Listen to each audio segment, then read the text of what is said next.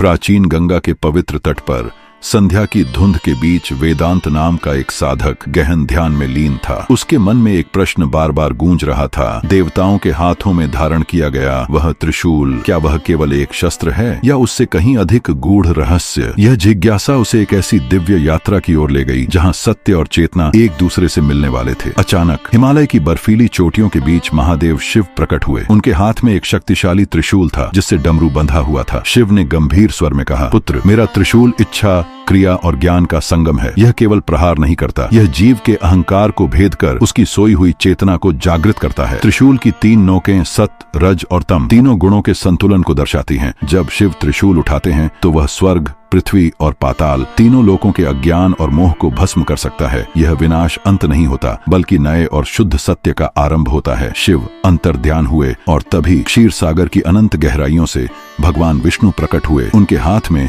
एक संतुलित और दिव्य त्रिशूल था जो ब्रह्मांडीय लय के साथ प्रकाशमान था। विष्णु ने मुस्कुराकर कहा, मेरा त्रिशूल सृष्टि की रक्षा का प्रतीक है। यह वह शक्ति है जो ब्रह्मांड की हर गतिविधि को संतुलित रखती है। विष्णु का त्रिशूल एक दिव्य स्तंभ की भांति है जो सृष्टि की शक्तियों को बिखरने से रोकता है। यह धर्म की स्थापना और अधर्म के दमन हेतु ब्रह्मांडीय संतुलन बनाए रखता है। तभी आकाश में गर्जना हुई। सुनहरी आभा के साथ माँ दुर्गा सिंह पर सवार होकर प्रकट हुई। उनके हाथ में एक तेजस्वी अलंकृत त्रिशूल था। माँ बोली, मेरा त्रिशूल न्याय की साक्षात शक्ति है। यह उन असुरों और नकारात्मक शक्तियों का संहार करता है जो मानवता के मार्ग में बाधा बनती है। दुर्गा का त्रिशूल बिजली की भांति प्रहार करता है। जहाँ यह चलता है वहाँ अंधकार टिक नहीं पाता। भक्त को अभय का वरदान प्राप्त होता है। अंततः गहन अंधकार के बीच माता काली का भव्य स्वरूप प्रकट हुआ। उनका त्रिशूल अन्य सभी से भिन्न, अत्यंत तीक्ष्ण था। काली ने शांत स्वर में कहा, मेरा त्रिशूल केवल विनाश नहीं करता, यह समस्त नकारात्मक ऊर्जा को अपने भीतर अवशोषित कर लेता है। काली का त्रिशूल परिवर्तन का द्वार खोलता है। यह हमारे भीतर के विकारों और कषाइयों को सोख लेता है ताकि आत्मा मोक्ष की ओर अग्रसर हो सके। जहाँ शिव का त्रिशूल चेतना है, वहीं काली का त्रिशूल उस चेतना तक पहुँचने की शुद्धि है। वेदांत की आंखें खुली, उसे बोध हो गया, त्रिशूल का अर्थ बाहरी शत्रुओं का नाश नहीं